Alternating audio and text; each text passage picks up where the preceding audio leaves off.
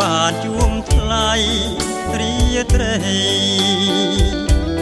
ដែលនាំមកនៅក្តីវិបានញាប់ញ័រក្នុងចិនដោយរូបស្រីមិនគិតអាណិតដល់រូបខ្ញុំលួចសំឡឹងនាង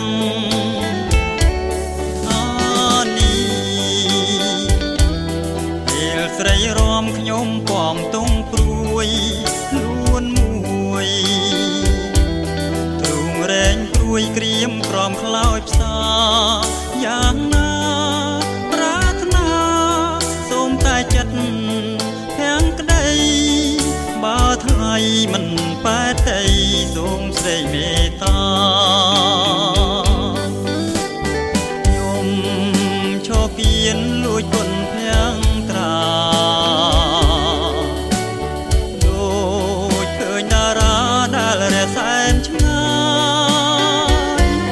ចិនរៀមនៅនឹកស្ដា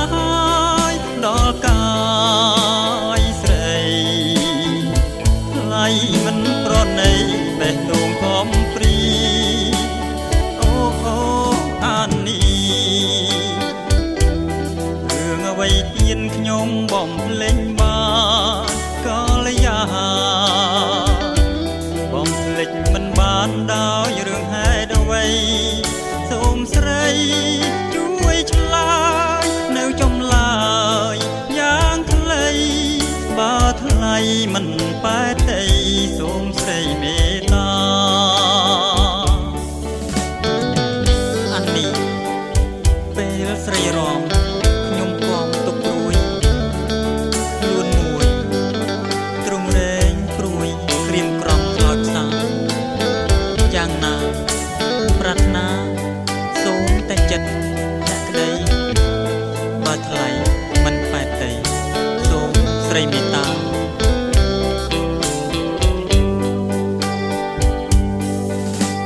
ខ្ញុំ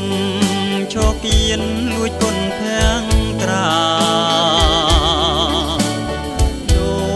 ចឃើញតារាដែលរសែនឆ្ងាយចិនរៀមនៅនឹកស្ដាយដល់កាយស្រីថ្លៃមិនប្រណីបេះដូងកំព្រីអូអានីរឿងអ្វីទៀតខ្ញុំបំភ្លេចបានកាលយាបំភ្លេចមិនបានដោយរឿងហេតុអ្វីសូមស្រីជួយឆ្លើយនៅចម្លើយយ៉ាងខ្លីបើថ្លៃមិនប៉ែតី